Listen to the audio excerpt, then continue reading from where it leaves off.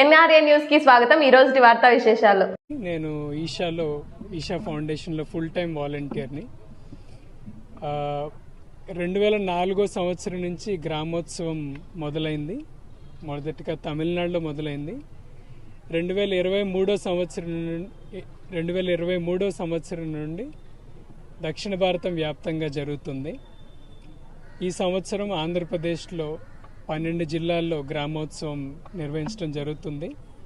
ఇందులో భాగంగా మగవారికి వాలీబాల్, ఆడవారికి త్రోబాల్ క్రీడలను నిర్వహించడం జరుగుతుంది.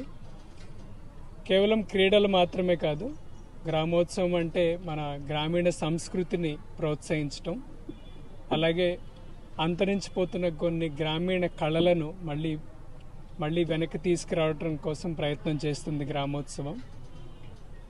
ప్రతిరోజు ఆడుకునే వాళ్ళ కోసం ఒక ప్లాట్ఫామ్ క్రియేట్ చేయాలి అనేదే గ్రామోత్సవం యొక్క మెయిన్ ఉద్దేశం.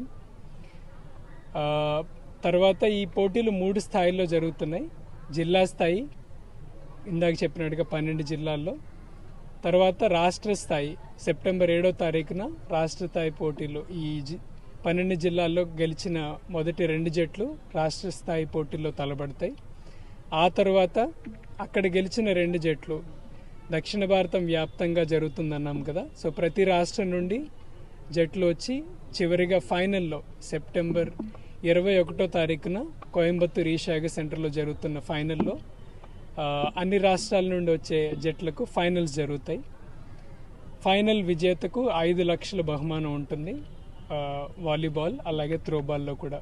ఇవాళ అనంతపురం జిల్లాలో ఇషా ఫౌండేషన్ ఆధ్వర్యంలో భారతదేశంలోనే అతిపెద్ద ఉత్సవంలాగా, ఒక పండుగలాగా దేశవ్యాప్తంగా నిర్వహిస్తున్నటువంటి గ్రామోత్సవం అనే పేరుతో ఇవాళ ఇంత పెద్ద కార్యక్రమాన్ని శ్రీకారం చుట్టినటువంటి ఇషా ఫౌండేషన్ వారు అనంతపురం జిల్లాలో ఈ రాష్ట్రంలో భాగంగా అన్ని చోట్ల ఏకకాలంలో అన్ని చోట్ల ఇంత పెద్ద ఎత్తున వాలీబాల్, త్రోబాల్ నిర్వహిస్తూ గ్రామీణ క్రీడాకారులు ఎవరైతే ఉన్నారో వారిని ప్రోత్సహించాలి. అలాగే గ్రామీణ సంస్కృతి సాంప్రదాయాలను ప్రతిబింబించే విధంగా ఈ దేశవ్యాప్తంగా చేస్తున్నటువంటి కార్యక్రమానికి నన్ను కూడా ఇన్వైట్ చేయడము నాకు నిజంగా చాలా ఆనందంగా ఉంది.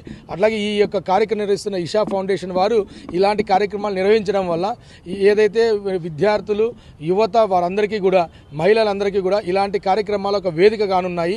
ఇలాంటి వాటి ద్వారా మన యొక్క సొసైటీకి కానీ మన యొక్క చుట్టూ ఉన్నటువంటి వాతావరణానికి మంచి మెసేజ్ ఇవ్వడానికి ఇలాంటి కార్యక్రమం నిర్వహించడం చాలా గొప్పగా అనిపించేటువంటి విషయము. ఎందుకంటే ఇక్కడ వచ్చినటువంటి టీమ్స్ అందరూ కూడా ఎవరైతే ఉన్నారో వాళ్ళకి ఎలాంటి రుసుము లేకోకుండా కేవలం వాళ్ళు ప్రజెంట్ అయితే చాలు,